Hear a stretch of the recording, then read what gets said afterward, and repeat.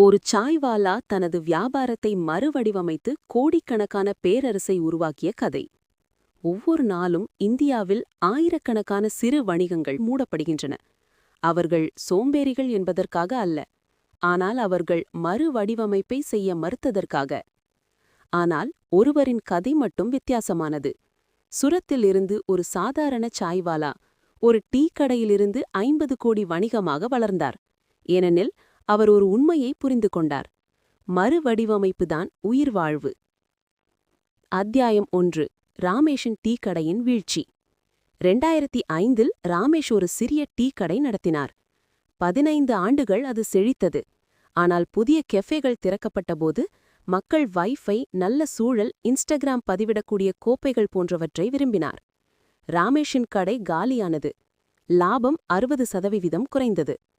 நினைவு சுட்டி SOS, slowdown, ஆப்சலீட், stagnant, மந்தநிலை, வழக்கற்று போதல், தேக்கநிலை. அத்தியாயம் 2. யுரேகா தருணம்.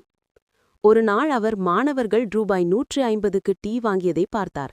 அவர் சிந்தித்தார், மக்களுக்கு இன்னும் டீ வேண்டும், ஆனால் ஏன் என்னை புறக்கணிக்கிறார்கள்? அவர் 5 புதிய விஷயங்களை எழுதினார். புதிய இலக்கு, புதிய மாதிரி, புதிய தயாரிப்புகள், புதிய செய்தி, புதிய பலம். அத்தியாயம் 3. மறுவடிவமைக்கப்பட்ட டீ கடை. ராமேஷ் ரூபாய் 2 லட்சம் கடன் எடுத்து தனது கடையை சாய் ஜங்ஷன் 1 கப் உறவுகள் என்ற பெயரில் மாற்றினார். புதிய இலக்கு, மக்கள் இணையுமிடம்.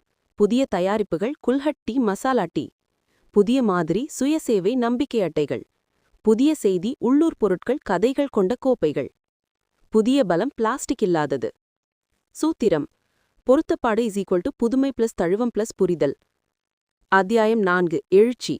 6 மாதங்களில் விற்பனை 300% உயர்ந்தது. அவர் 5 கிளைகளை திறந்தார்.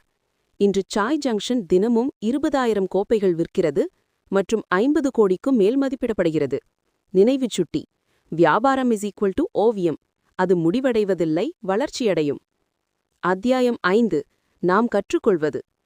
SOS, ஸ்லோடவுன், ஆப்சலீட், ஸ்டாக்னன்ட், மந்தநிலை, வழக்கற்று போதல், தேக்கநிலை. 5N, நியூ கோல், மாடல், ப்ராடக்ட், மெசேஜ், அட்வான்டேஜ். புதிய இலக்கு, மாதிரி, தயாரிப்பு, செய்தி, பலம். GPS, கோல் பாத் ஸ்ட்ராட்டஜி, இலக்கு வழி தந்திரம். முடிவு: ராமேஷ் புதிதாக ஒன்றை கண்டுபிடிக்கவில்லை. அவர் பழையதை புதிதாக கற்பனை செய்தார். அதுவே மறுவடிவமைப்பின் மேதமை.